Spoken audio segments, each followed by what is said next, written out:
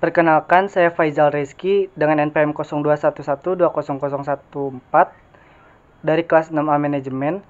Di sini saya akan memaparkan materi pertemuan ke-8 yaitu manajemen data. Manajemen data merupakan aktivitas manajerial yang menggunakan teknologi sistem informasi dalam menjalankan tugas pengelolaan data organisasi untuk memenuhi kebutuhan informasi semua stakeholder bisnis mereka. Permasalahan dengan pemrosesan data tradisional yaitu terdapat 3 permasalahan, yaitu pengulangan data, kesulitan integrasi data, dan ketergantungan data. Pendekatan database management system atau yang biasa kita sebut dengan DBMS, yaitu mengkonsolidasi pencatatan data ke dalam satu database yang dapat diakses dengan berbagai program aplikasi yang berbeda. Database application program yang biasanya digunakan oleh perusahaan yaitu berfungsi untuk membuat dan memproses formulir, membuat dan mengirimkan queries, membuat dan memproses reports, mengeksekusi logika aplikasi, dan juga mengontrol aplikasi. Macam-macam database yaitu ada operasional, distribute, dan eksternal. Data warehouse adalah database berukuran besar yang menyimpan data yang telah disaring atau extract dari berbagai operasional, eksternal, dan database lain dalam organisasi. Database mart adalah database yang menyimpan kumpulan data tertentu dari sebuah data warehouse yang fokus pada aspek tertentu dalam perusahaan. Data mining adalah aktivitas analisis terhadap data dalam suatu data warehouse untuk mendapatkan pola dan kecenderungan yang tersembunyi dalam aktivitas bisnis masa lalu. Pengendalian sumber daya data yaitu dengan prosedur. Pertama, membuat backup arsip data, penyimpanan data di lokasi terpisah untuk arsip backup, penentuan akses terbatas menggunakan password, penggunaan teknologi biometrik untuk data paling penting, pembuatan kemampuan query, pembuatan backup secara periodik, dan yang terakhir yaitu pembuatan prosedur pemulihan. Assalamualaikum warahmatullahi wabarakatuh. Saya Rahmadi Noviani dengan NPM 034 ingin menjelaskan tentang arus informasi jaringan. Apa itu yang dimaksud dengan arus informasi jaringan? Jadi, arus informasi jaringan merupakan data informasi yang diperlukan semua unit kerja dan semua tingkat kegiatan sebagai bahan komunikasi organisasi. Di dalam arus informasi jaringan ada yang dinamakan distribusi informasi. Bisa dilakukan secara tradisional atau penyampaian fisik dokumen itu sendiri dan dilakukan secara modern melalui elektronik seperti LAN atau jaringan area lokal dan WAN atau jaringan area luas. Ada 3 arus dalam arus informasi jaringan, yaitu yang pertama ada arus informasi vertikal.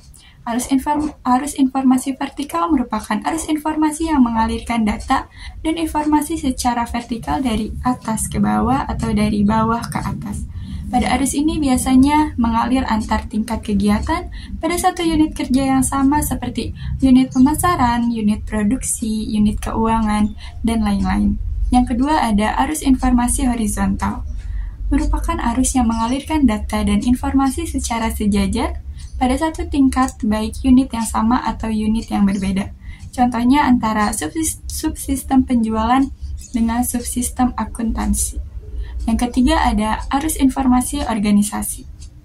Merupakan informasi yang didapatkan dari satu kesatuan, contohnya dari pemasaran kita bisa mengetahui ramalan penjualannya seperti apa. Ada pula beberapa cara komunikasi data yang digunakan sekarang.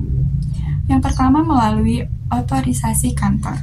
Dengan penggunaan teknologi informasi dan komunikasi dalam pengetikan, pengumpulan, penyimpanan, pengorganisasian, pencarian kembali, dan komunikasi data kantor. Yang kedua menggunakan stasiun kerja. Merupakan kegiatan di kantor yang menggunakan mikrokomputer dengan aplikasi perangkat lunak.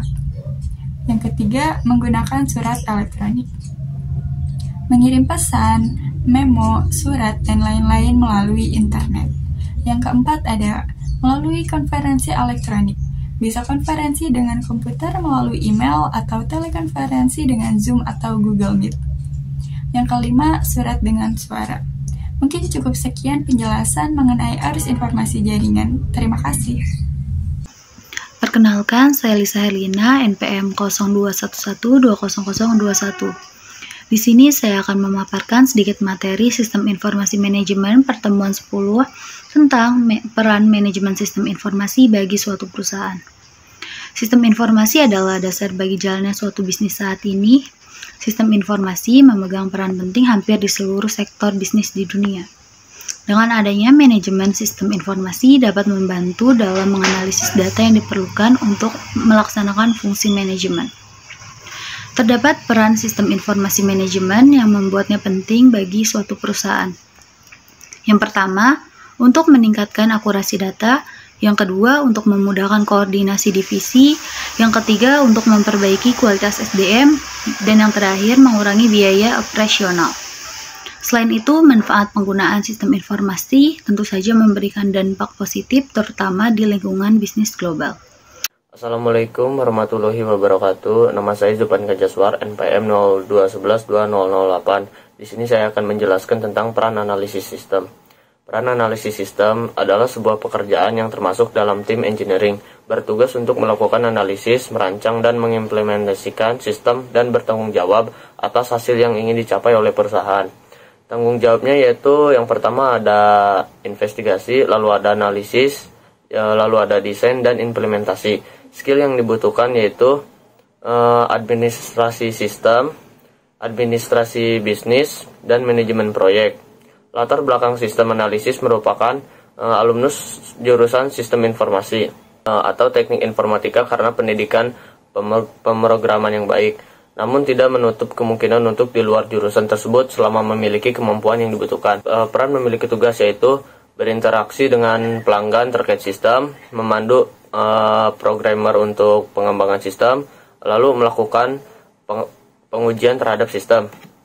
Fungsinya yaitu menggali berbagai pencapaian, memastikan dengan benar mengenai tujuan, dan menyusun konsep penjadwalan sistem. Lalu ada peranan atau di lingkup kerja yaitu yang pertama ada menyaring persyaratan akhir sistem, lalu ada menjelaskan batasan teknologi, lalu memfasilitasi pelaksanaan proses dan mengidentifikasi permasalahan. Lalu ada peranan secara teknis. Yang pertama ada mengembangkan teknis, template dan prosedur. Lalu mengkontribusikan metodologi perusahaan. Lalu bekerja secara eksistensif sebagai pengembang. Yang terakhir ada peranan dalam manajemen. Yang pertama ada membantu mengembangkan proposal proyek dan menyeimbangkan persyaratan bisnis, teknis, dan biaya. Warahmatullahi wabarakatuh. Perkenalkan, nama saya Dawa Firmansyah Putra, NPM 036. Saya di sini akan membahas tahap analisa dan investigasi sistem.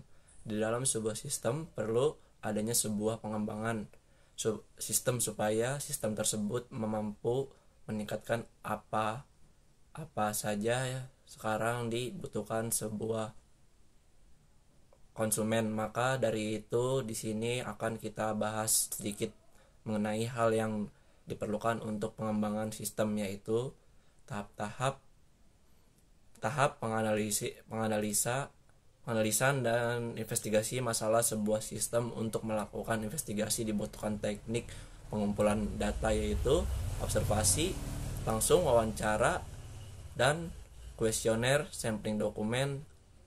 Ada tahap ini dilakukan secara kajian menyeluruh serta mendalam terhadap kegiatan sistem, pengelolaan data dan sistem informasi yang saat ini sedang berjalan untuk mendapatkan hasil analisa dan investigasi data secara kompresif. Seorang sistem analis perlu melakukan langkah-langkah seperti yang akan dijelaskan berikut. 1. Memahami sistem lama. 2. Evaluasi sistem yang ada. 3. Memahami keinginan pemakai. 4. Laporan definisi masalah, studi kelayakan sistem. Fase ini merupakan fase yang cukup penting, di mana akan dilakukan studi kelayakan terhadap sistem yang akan dibuat. Penilaian tersebut dari kelayakan teknik, kelayakan ekonomi, kelayakan operasi, kelayakan jadwal, kelayakan hukum. Perkenalkan, saya Lisa Herlina, NPM 0211200021. Di sini saya akan memaparkan sedikit materi sistem informasi manajemen pada pertemuan ke-13 tentang e-commerce. E-commerce adalah sebuah perdagangan, penjualan, dan suatu pembelian yang dimana harus menggunakan jaringan telekomunikasi seperti internet. Terdapat 8 fitur dalam e-commerce, yaitu ada ubiquity, ada global research, universal standard, richness, interactivity, information density, personalization, social technology. Kemudian terdapat pula berbagai jenis e-commerce, salah satunya business to business, business to customer, customer to customer, customer to business, business to administration, customer to administration, online to offline. Sekian dari saya. Wassalamualaikum warahmatullahi wabarakatuh.